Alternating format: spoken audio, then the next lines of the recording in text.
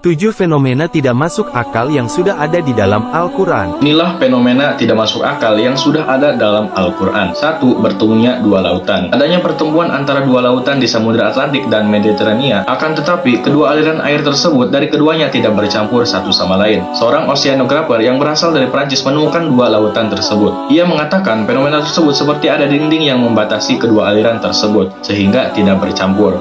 Seorang muslim mengatakan kepada oceanographer bahwa hal ini sudah ada dalam Al-Quran yang berbunyi, dan dialah yang membiarkan dua lautan yang mengalir berdampingan.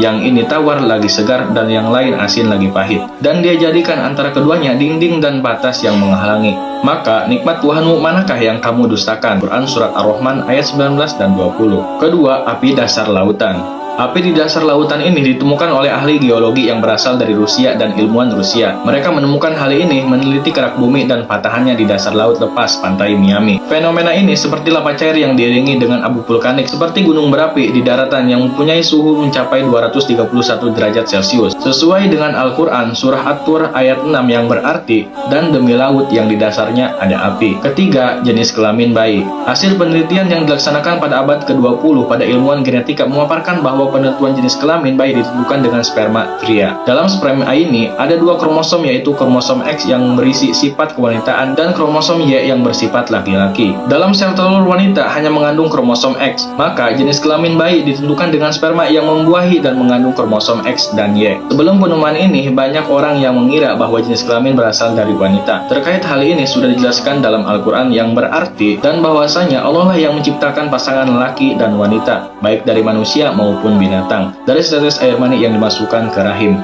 Quran Surat An-Nazm ayat 45 dan 46. Keempat, dasar laut. Kedalaman air laut yang kira-kira 200 meter hampir tidak ditemukan cahaya. Bahkan dengan kedalaman 1 km lebih, dipastikan cahaya yang tidak tembus ke dalam. Hal ini diketahui usai dilakukan penelitian dengan memakai alat modern yang dapat menyelam paling dalam di samudra. Hal ini juga sudah dijelaskan dalam Al-Quran yang berarti, atau keadaan orang-orang kafir seperti gelap gulita di lautan yang dalam, yang diliputi oleh gelombang demi gelombang. Di atasnya ada lagi awan gelap. Itulah gelap gulita yang berlapis-lapis. Apabila dia mengeluarkan tangannya, hampir tidak dapat melihatnya. Quran Surat An-Nur ayat 40. Kelima, siklus air.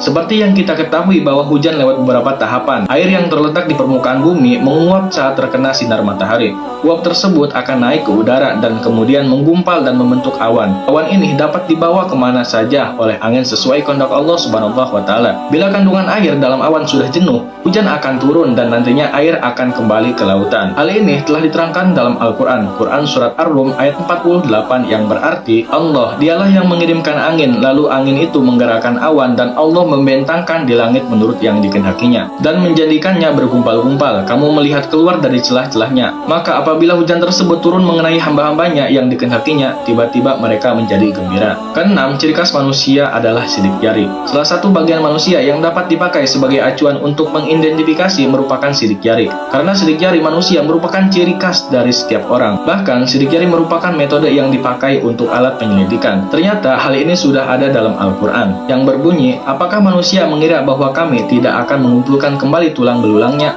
Bahkan kami mampu menyusun kembali jari jemarinya dengan sempurna. Quran Surat Qiyamah ayat 3-4. Ketujuh, garis edar tata surya. Ahli astronomi mengatakan bahwa matahari bergerak dengan kecepatan sampai 720.000 km per jam ke arah bintang Vega. Tentunya pergerakan tersebut sangat cepat. Bukan hanya matahari, semua planet satelit dalam sistem gravitasi matahari juga menempuh jarak yang sama, bahkan juga bintang. Hal ini sudah dijelaskan dalam Al-Quran yang berarti, matahari berjalan di tempat peredarannya. Demikianlah ketetapan yang maha perkasa lagi maha mengetahui. Sehingga setelah dia sampai ke manzilah yang terakhir, kembalilah ia sebagai bentuk tandan yang tua. Tidaklah mungkin matahari mendapatkan bulan, dan malam pun tidak dapat mendahului siang. Dan masing-masing berada pada garis edarnya. Quran Surat Yasin ayat 34-40.